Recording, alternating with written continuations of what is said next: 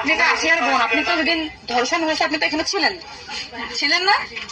যেদিন ধর্ষণ হয়েছে সেদিন নিয়ে আপনি কিছু কথা বলছেন টেলিভিশনের সামনে, আমরা দেখেছি, সারা বাংলাদেশের লোক দেখছে। তো আপনি বলছেন, একবার বলতেছেন যে আমি ওয়াশরুমে গেছিলাম এই সুযোগে ধর্ষণ হয়েছে, আপনি আরেকবার বলতেছেন যে রুম থেকে বের করে এনে ধর্ষণ করছে, আপনি আরেকবার বলতেছেন যে ধর্ষণের সময় আমি ঘুমোইছিলাম, আমি কিছু ঠিক পাইনি। আসলে কোনটা সঠিক? আমি তো ওইটাই বলি না, আমি বলছিলাম আমি ঘুমোইছিলাম। ও যখন বাথরুমে উঠছি সেই সময় দেখি যে ও ওইখানে পড়ে রয়েছে, এটাই বলছি। আপনি বলছেন যে সেহরির পরে, আবার বলছেন রাত 2:30টা, এটা মানে টাইমটা আসলে মানে মগরদি তো সিয়ারি খাই দুটের দিক, তারপরের কথা বলছি। আচ্ছা, একটু আপনি একটু মানে প্রথম থেকে মানে রাত থেকে কি ঘটনা ঘটছে এটা আমাদেরকে বলেন তো। সর্বপ্রথম রাত থেকে সব ঠিক ছিল। আমরা রাত্রি 3 জন ঘুমাই গেছিলাম, 8টার দিকে ঘুমাইছিলাম। হ্যাঁ, আমি, আমার জামাই আর আমার বোন। আর আমার বোন হচ্ছে আমার পাশে ঘুমাইছে। তা আমি জানতাম না যে ওর সাথে ওরম হবে না।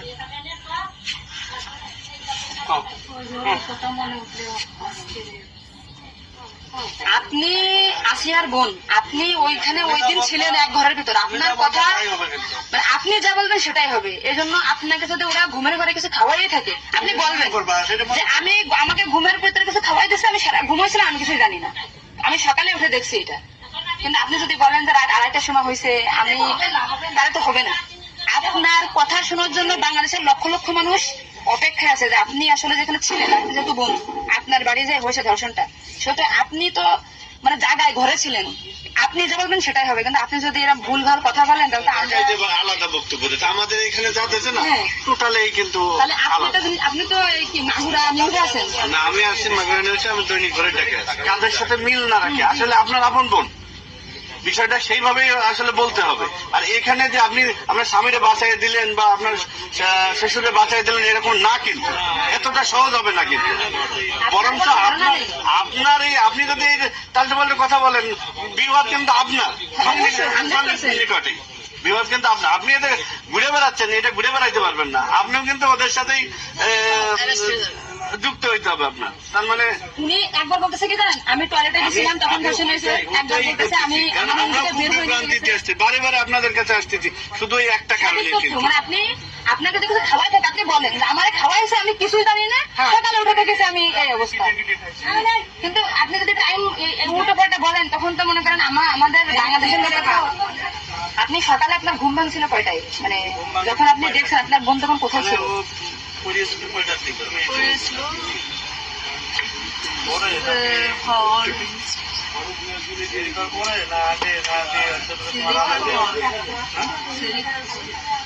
আপনি 8টার সময় ঘুমাইছেন, তারপরে কি আপনার ঘুম ছেড়ে খাওয়ার পরে ভেঙেছে? তার ভিতরে আপনি কিছুই জানেন না। আপনি সুন্দর করে এখন যখন বললেন, কিন্তু মাঝে যে কথাগুলো বলেছেন এগুলো তো আসলে আপনি আপনি আপনি রিল্যাক্স হন, আপনি রিল্যাক্স হন, আপনি রিল্যাক্স হন, আপনি রিল্যাক্সে বলেন। এই আপনার ভাই, এগুলো আপনার ভাই, আমরা আপনার বোন, আছে আমার বোন, আছে আমাদের বোন, আমি নিজে এখন আছি।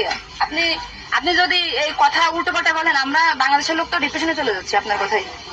এই রাত্রে আপনার ঘুমের ওষুধ খাওয়াই দিছে, এই খাওয়াইছে আপনার কে মনে হয়, কে খাওয়াইছে আপনার ঘুমের ওষুধ?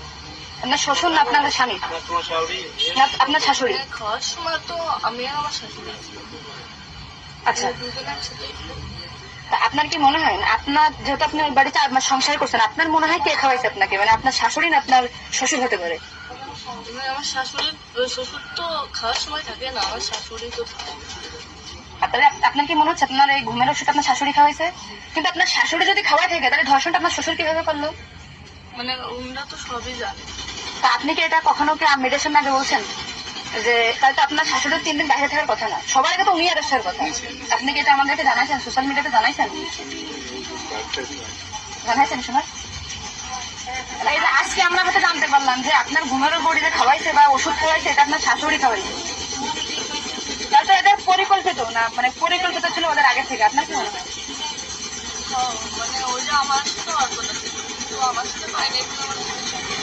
মানে আপনার শ্বশুরের বা আপনার শাশুড়ির আপনার সাথে কোনো কিছু রাগারাগি বা কোনো কিছু আছে নাকি, বা কোনো টাকা পয়সা চাইছিল দেননি, এরকম একটা ক্ষোভ বা রাগ এরকম কিছু আছে নাকি আপনার সাথে এমন একটা কাজ করতে? আসিয়া আপনাকে কি বলছিল যখন আপনি তখন আপনি কি বলেন? আর ভাইয়া আছে দরজা খুলে দিচ্ছে, বলছিল আমি ঘরের ভিতর ছিলাম, তাহলে আমি কিছু টের পেলাম না। বলছে কি আমার হচ্ছে ঘরের বাইরে গেছে। এরপর থেকে তো আসিয়ার জ্ঞান না মানে ওইটুকুর সময় ও অস্থির হয়ে যাচ্ছিল, আর তখন আপনার এসছে বাইরে, আপনার সামনে বাইরে। আমার বাসা যশোরে, আমি যশোর থেকে আচ্ছা, আমি শুধু ওনার একটা ভিডিও দেখে আসছি যে উনি উল্টো পাল্টা কথা বলতেছে, এই সঠিকটা জানার জন্য। সঠিক কথাটা বলেন, বলেন। আমরা ঘুমাইছিলাম, ভোর 8টার পর পরে আমি ঘুমাই গেছি, আর বোনও আমার সাথে ঘুমাই গেছিল। তারপর এর মধ্যে কিছু ঠিক পাইনি, কিন্তু দৈনিকে সেরি খাওয়ার জন্য সবাই ডাক দেয়, কিন্তু সেদিন সেরি খাওয়ার জন্য কেউ ডাক দিচ্ছিল না। একদম সেরির পর উঠছি, সকাল হবে সেই সময় উঠে দেখি ও মেঝেতে পড়ে রয়েছিল, দরজা খোলা ছিল। তা আমি ওটা বাথরুম থেকে দরজাটাকে ওটা উঠেছি, তুলে বিছানার উপরে রাখছি। জ্ঞান ছিল না, ঘুমাই পড়ছিল জানি না, কিন্তু না করা লাগার কারণে উঠে গেছিল। উঠে করছে আবার আমার অনেক কষ্ট হচ্ছে আর জ্বালা করে করতেছে। আমি ভাবছি ফ্লোর করে পড়ে রয়েছে, এর জন্য ওরকম হয়েছে। তারপরে ও ঘুমাইছিল না কি জানি না, আমি কিছু চুপ করে ঘুমাই পড়। তারপরে আমি ঘুমাই গেছিলাম, সকালে ভোরে 6টার দিকে হচ্ছে কাঁদতেছিল আর বেগে বেগে নিঃশ্বাস নিচ্ছিল। তারপরে আমি করছি কি কি হয়েছে তোর, ওরকম কাঁদতেছিল রাত্রেও, আর হলুরম করতেছি, শ্বাসকষ্ট রাধা যাচ্ছে। ও তারপরে করছে মানে তাওয়ার বসে এরকম করছে, আর হচ্ছে ভাইয়া দরজা খুলে দিছিল। আমি করছি আমার এই ঘরের ভিতরে না হলে আমি তো কিছু টের পেলাম না, আমার ঘরের বাইরে। আপনাকে একটা ছোট প্রশ্ন করি, কিন্তু আপনি এর আগে তো টেলিভিশন থেকে আপনার ইন্টারভিউ নিয়েছে, আপনি বলছেন যে রাত 8টার দিক হয়েছে আনুমানিক, তারপরে এই হয়েছে, আপনি মানে এই মাঝারের কথা বুঝে তো আপনি জানেন না। সুন্দর। এখন